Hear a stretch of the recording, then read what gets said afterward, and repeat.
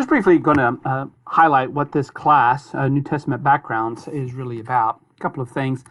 First of all, what we're doing here is we're sketching the development of Jewish culture and thought from the time of the destruction of the first temple, which roughly occurred somewhere around 486, 487 BCE, to the time of the destruction of the second temple by the Romans in 70 CE. This period of Judaism will be referenced to as Second Temple Judaism.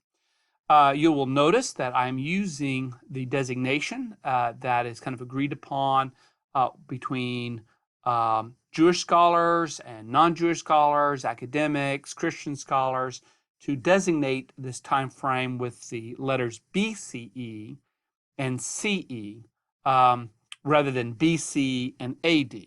So BCE stands for before common, COMMON, common era, ERA, and CE just refers to common era.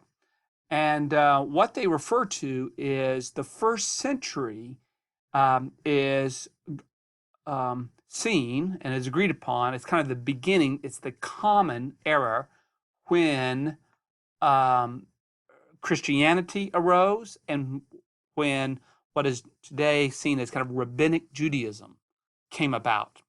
And so instead of using the designation before Christ and AD, which stands for Year of Our Lord, it's short for the Latin term, instead of using those designations, these designations have been used, and I'll be using those in this course. So also what we want to try and do here is advance how we read and understand the New Testament literature. So all the New Testament authors are kind of influenced by, interacting with Second Temple Jewish thought. And so in order to better appreciate what is being said, the institutions that exist, the different worldviews that are floating about, having a better understanding of Second Temple Judaism or the backgrounds of the New Testament, it is going to help you better interpret and understand what the New Testament writers are talking about and addressing.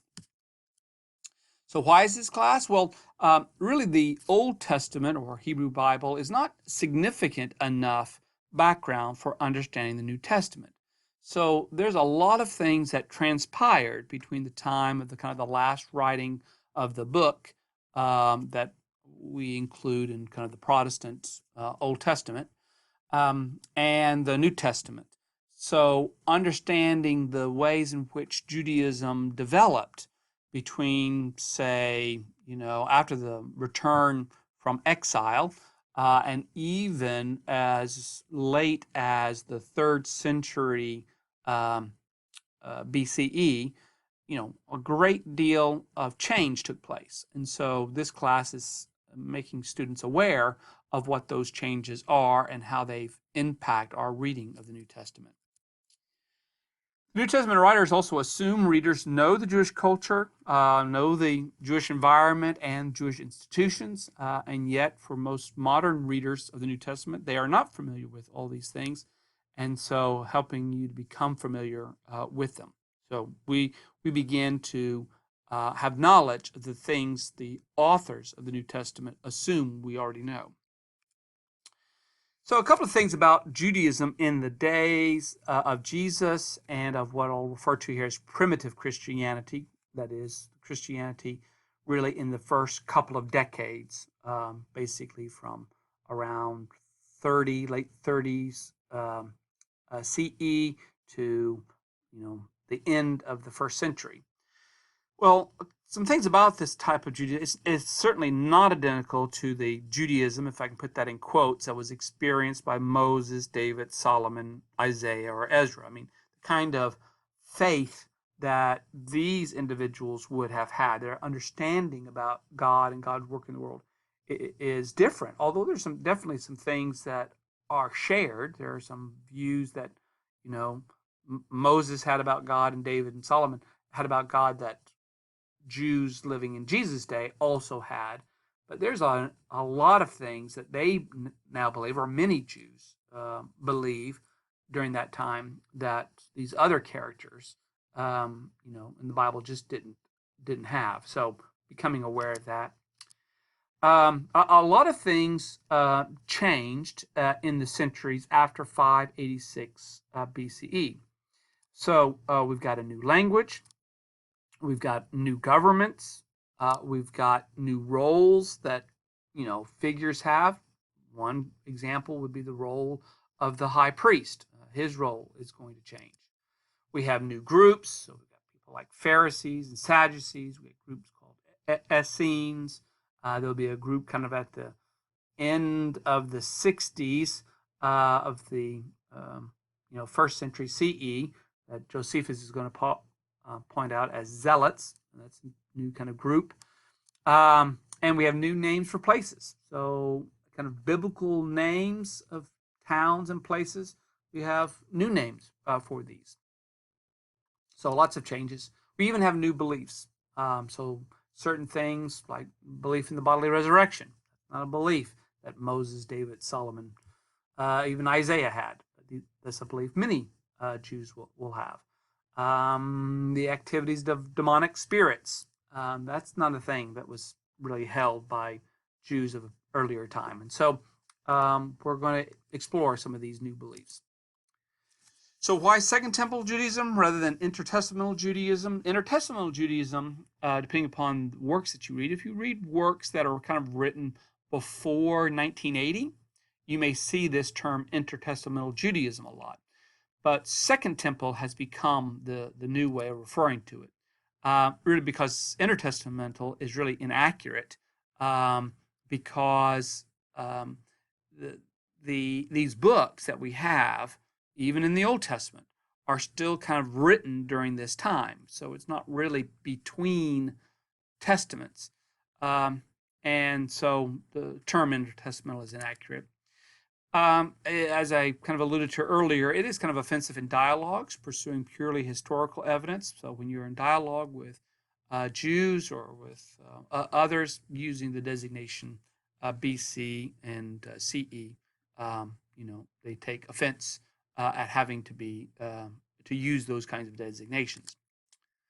So I want to end here just with 8 broad points about Second Temple Judaism, just kind of to be aware of. So first of all, that Second Temple Judaism is distinct from classical and rabbinic Judaism. Rabbinic Judaism is what arose after AD 70, when there is no temple. There are these rabbis who are these teachers, and they're kind of helping to form the identity of Jewish people who are now scattered across the globe, and now don't have a way of bringing God sacrifices because they don't have the temple, and at one stage then they're not even allowed to go to Jerusalem. And so how do they relate with God? How do they interpret law in light of new circumstances in which they're living in? So what we're talking about here is distinct from these two.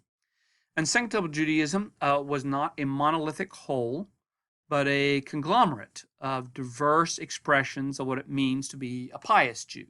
So different groups, different people had ways of articulating what they thought a good Jew looked like.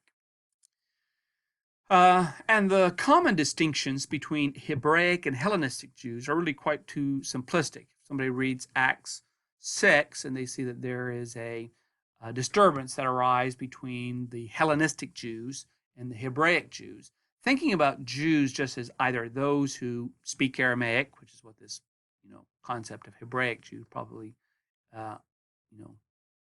is indicating, and Hellenistic Jews, Jews who primarily speak in Greek and who have been influenced by kind of Greek culture and Greek outlooks.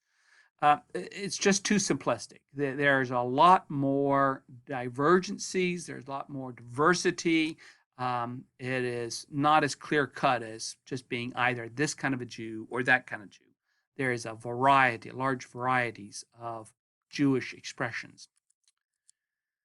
Second Temple Jews was more diverse than the simply Pharisees, Sadducees, Essenes, and the fourth philosophy. So in Josephus's Antiquities, he refers to these groups And but if we think of Judaism as basically, being in one of these four groups, we've underestimated how diverse it really was.